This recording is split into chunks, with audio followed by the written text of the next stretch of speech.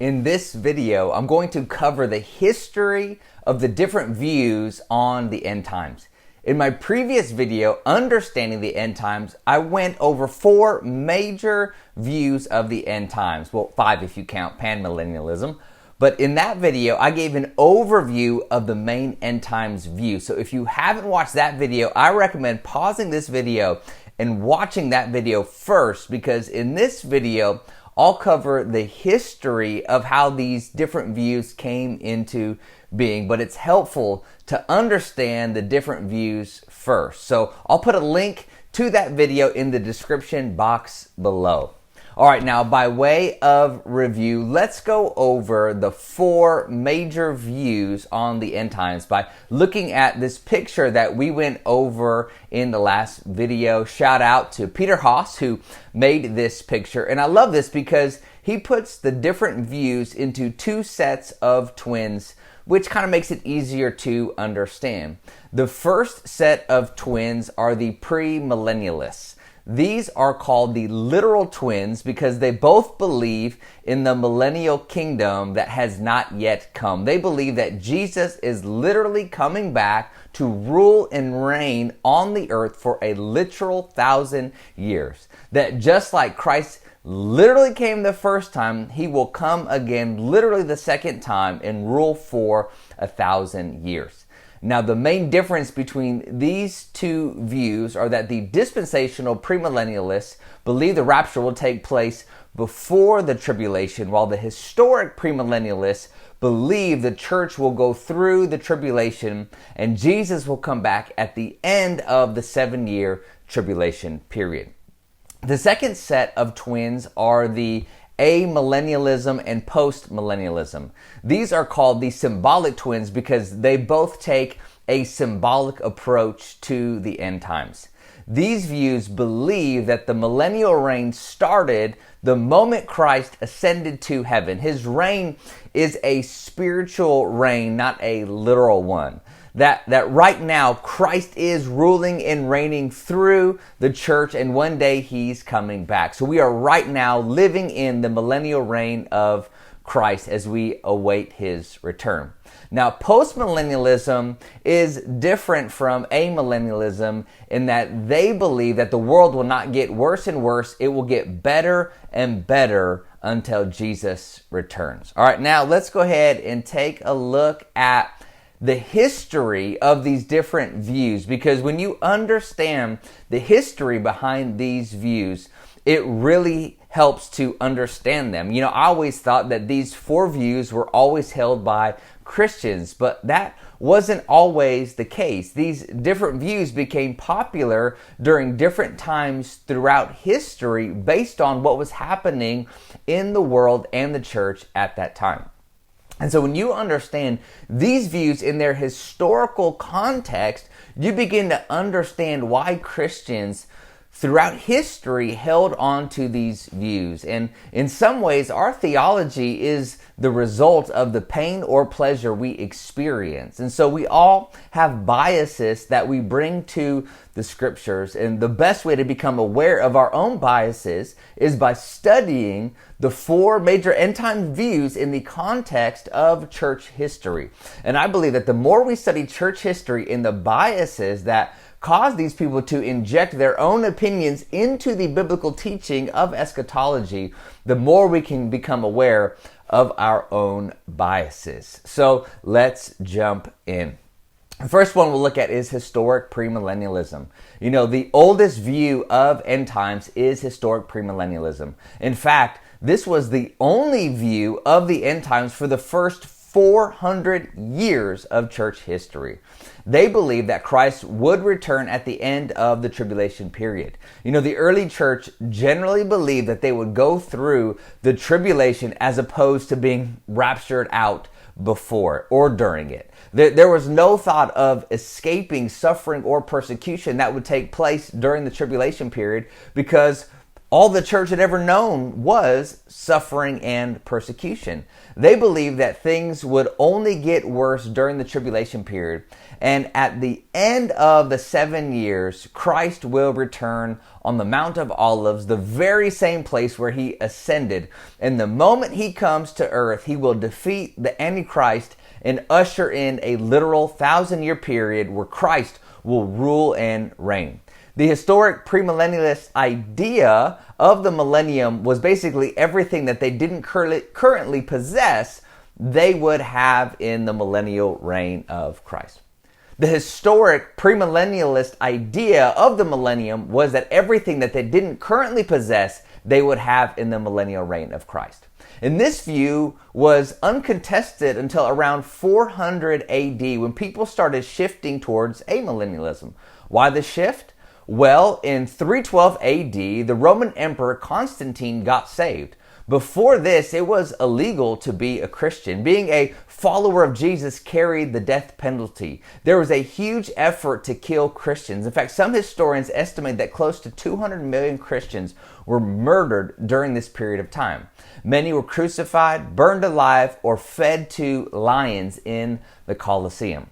But after the conversion of Constantine, everything changed. Not only did the persecution of Christians come to an end, but Christianity became the official religion of the Roman Empire. Constantine sought to unify the Roman Empire through Christianity. And as a result, unprecedented amounts of money and property started pouring into the church. Constantine set up the church in such a way that great wealth flowed into it for the next 500 years. Christians went from persecution to power, causing the events in the book of Revelation to feel less relevant than ever before. I mean, the book of Revelation was all about the world getting worse and worse, but then they looked at the church and the opposite was happening. Things were getting better and better. They had never had this much money, wealth, and influence. The book of Revelation felt incompatible with the era. I mean, the opening line of the book of Revelation said that these events will soon take place. And so believers started to think, well, maybe soon isn't literal. Maybe none of this is literal. Maybe it's all metaphorical. They started interpreting the events in Revelation as symbolic.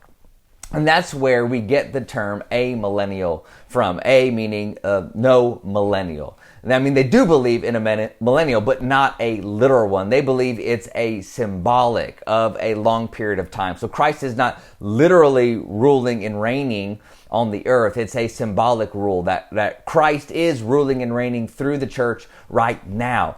And after all, Revelation is an apocalyptic book filled with symbolism, so it's not literal, it's all symbolic. This became the most popular view until the 1700s. Now, most of the people were biblically illiterate at this point. The priests and pastors didn't even know the Bible. People wanted to be in ministry because they could make a lot of money, but they were completely ignorant when it came to the scriptures. During this time, there were still groups who held on to premillennialism, but it was rare. Though through the Middle Ages, premillennialism was often seen as heresy, only to be embraced by fringe groups. But there was another eschatological shift coming that was similar in size to the conversion of Constantine, specifically the dawn of science, often called the Enlightenment. It would soon set the stage for another interpretive shift towards postmillennialism. Remember, postmillennialism is similar to amillennialism in that everything is symbolic and the things that aren't symbolic already happened in the past. But amillennialism still believed that things on the earth would get worse. I mean, not like catastrophically worse, but things wouldn't improve much. But during the 16th and 17th century, there were so many advancements scientifically and socially. Things were only getting better and better, and the church was actually leading the charge. The scientific method was birthed in the church. Christians were the first to study anatomy. The church started all the major universities from Oxford to Cambridge. Historian Rodney Stark made a list of the 52 most important scientific thinkers of the 16th and 17th centuries, and he noted that over 62% of them were devout church leaders. You know, the idea that Christians are against science is a revisionist history led by anti-Christian voices. The church was the driver of science and advancement in the 1700s. Now, amidst this, science-driven revolution, the church was also driving social change. Devout Christians like William Wilberforce and Hannah More wrote books that took down the slave trade of the British Empire. And naturally, all of this optimism led many to feel like, well, maybe amillennialism is a little too negative, a little too focused on, difficult times. Maybe the reason why Christ is so slow to come back is because he's waiting for us to completely take over society. Maybe once we become witnesses in all of society, then Christ will come back. And so this gave birth to postmillennialism, which is all about taking over the culture for Jesus. All the early missionary movements were postmillennial. For example, William Carey, who's considered the father of modern missions, was a postmillennial who persuaded thousands of missionaries to move overseas, believing that we need to take the gospel to the ends of the earth. And once we do that, Christ will return.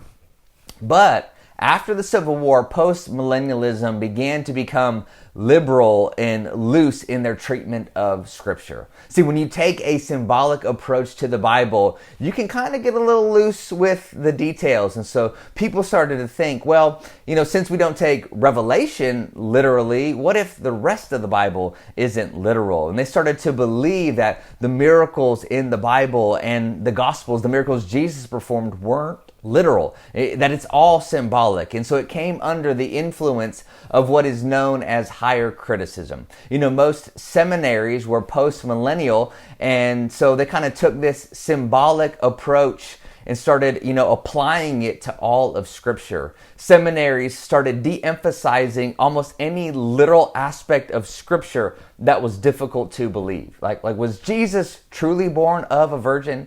Did Jesus really rise from the grave? Did Jesus even really exist? And so by the 1900s, when you said the words post-millennial, it was equated with you don't take the Bible or any of it literally. You think it's all symbolic. And that is when dispensationalism started gaining ground, because dispensationalism was first and foremost a response to liberalism in seminaries. It was part of the fundamentalist movement determined to pull people back to a literal interpretation of Scripture, which culminated in the literal return of Christ. They began to teach that Christ literally rose from the dead, that miracles literally happened, and that Jesus is literally coming to reign for a literal 1,000 years. Now, the majority of people didn't buy into this view because it was hard to believe that things were going to get worse and worse, but then something happened. World War I. This changed some of the positivity. And then after World War I, you had the Spanish flu pandemic, and more people died in the Spanish flu pandemic than died in World War I. And then after that, there was the Great Depression, followed by the rise of fascism, followed by World War II and the atomic bomb. And suddenly Christians everywhere began rethinking their post-millennial optimism. Maybe the world isn't getting better and better. Maybe, science and advancement isn't the solution to our sin nature. Maybe postmillennialism wasn't right all along.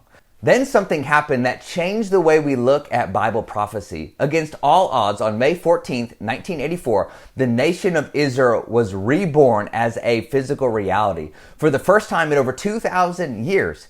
And all of a sudden, prophetic Bible passages suddenly seemed realistic again as a future possibility. For example, Isaiah 11:11 says, "In that day, the Lord will reach out his hand a second time to reclaim the surviving remnant of his people from Assyria, from Lower Egypt, from Upper Egypt, from Cush, from Elam, from Babylonia, from Hamath, and from the islands of the Mediterranean. He will raise a banner for the nations and gather the exiles of Israel. He will assemble the scattered people of Judah from the four quarters of the earth." Now, never before in Israelite history had the Jewish people been dispersed to the four corners of the earth and then returned.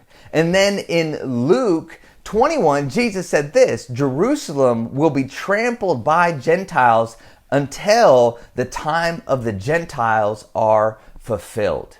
And suddenly, in 1967, the world witnessed a 6-day war. And for the first time since Jesus spoke those words, Jerusalem was in fact back in Jewish hands. See, suddenly, for the first time in history, the prophecies about the geopolitical alliances of Ezekiel 38 could be possible. Premillennialists, both historic and dispensational, were quick to point out that a literal and futuristic interpretation of Revelation was not only plausible but prudent. See, in Ezekiel 38 and 39, it talks about the war of Gog and Magog, which will be kind of a prelude to the war of Armageddon. An army of 9 different nations will march against Israel from the north. And all throughout history, there has never been a war against Israel in which these 9 nations have been in alliance with each other. And so people started to think, maybe the premillennialists were right all along. Maybe the prophecies about Israel weren't all fulfilled in the past. Maybe they are future events. These apocalyptic passages started to look different because people were literally seeing the fulfillment of Bible prophecy before their eyes. Remember, Jerusalem and Israel were destroyed in 70 AD. So they thought this can't be literal because the nation of Israel didn't exist. But when Israel reformed in 1948, it caused a massive shift in the way that we look at Bible prophecy because we saw the literal fulfillment of prophecy that was impossible without divine intervention. Now, I haven't started to really pull apart these different views to see what the Bible really teaches.